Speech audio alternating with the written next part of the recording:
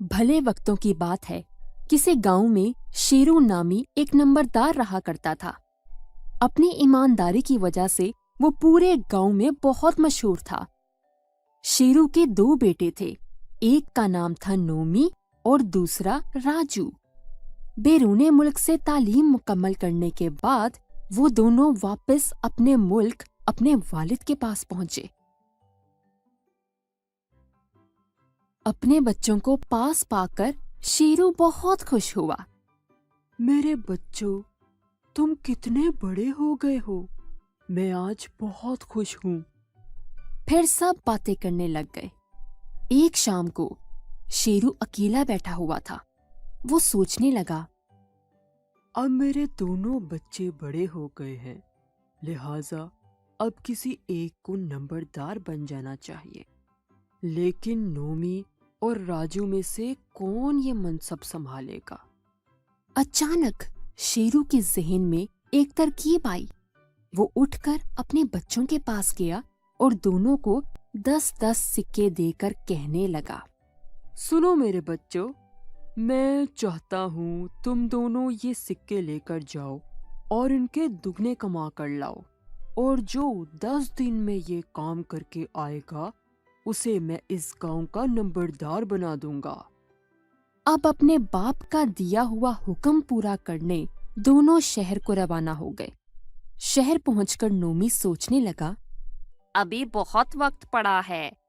10 दिन में तो मैं बहुत आराम से पैसे दुगने कर लूंगा, और वैसे भी मैं राजू से ज्यादा पढ़ा लिखा हूँ, इसलिए नंबरदार तो मैं ही बनूंगा। दूसरी तरफ राजू ने वक्त जाया किए बगैर पैसों से कुछ खिलौने खरीदे और शहर में ही खिलौनों की दुकान बना ली। इसी तरह दिन गुजरते गए। 5 दिन गुजरने के बाद नोमी कहने लगा, ओह, अभी भी 5 दिन बाकी हैं। कुछ और आराम कर लूं, फिर काम भी हो जाएगा। दूसरी तरफ राजू ने मेहनत जारी रखी और काम करता रहा। लेकिन एक दिन शाम को राजू परेशानी में कहने लगा, अभी तक तो मैं सिर्फ 15 रुपए ही कमा पाया हूँ और 5 दिन गुजर भी गए। अब मुझे शाम की बजाय रात तक काम करना होगा, तभी तो बाकी के पैसे कमा पाऊंगा। और फिर राजू दिन रात और भी ज्यादा मेहनत और लगन से काम करने लगा। एक तरफ नोमी था जो सुस्ती की वजह से दिन भर घर में पड़ा रहता था, जबकि दूसरी तरफ उसका भाई राजू था जो दिन रात मेहनत करता था। इसी तरह 8 दिन गुजर गए। अब नोमी के दिमाग में एक तरकीब आई। क्यों ना मैं लोहार के पास जाकर इन सिक्कों को 10 से 20 बनवा लूं।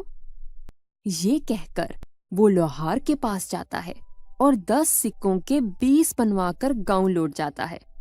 नोमी को देखकर शेरू बहुत खुश होता है और नोमी से कहता है, नोमी बेटा, 2 रोज बाद तुम्हारा भाई भी आ जाएगा, फिर मैं दोनों के सामने अपना फैसला सुनाऊंगा। 10 रोज पूरे होने के बाद राजू भी लौट आता है और अपने बाप से आकर कहता है कि मैं तो सिर्फ 15 सिक्के ही कमा पाया हूँ। आप नोमी भाई को ही नंबरदार बना दें, वो सब काम अच्छी तरह संभाल लेगा।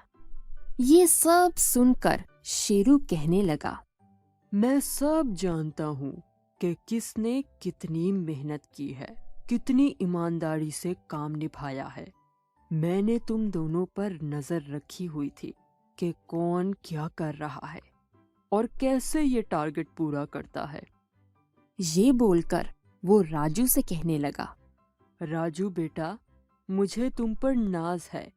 मैं यही देखना चाहता था कि तुम दोनों में से कौन अपना काम ईमानदारी से करता है और कौन कामचोर है, क्योंकि एक अच्छा नंबरदार वही होता है जो अपने तमाम फैसले ईमानदारी से करे।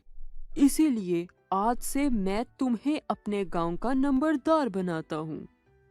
देखा दोस्तों, इससे हमें ये सबक मिलता है कि हमें अपना काम हमेशा ईमानदारी, मेहनत और लगन से करना चाहिए, क्योंकि ईमानदारी में बहुत बरकत है और हमेशा काम आती है। और हमेशा ये बात याद रखें कि कामयाबी का कोई शॉर्टकट नहीं होता।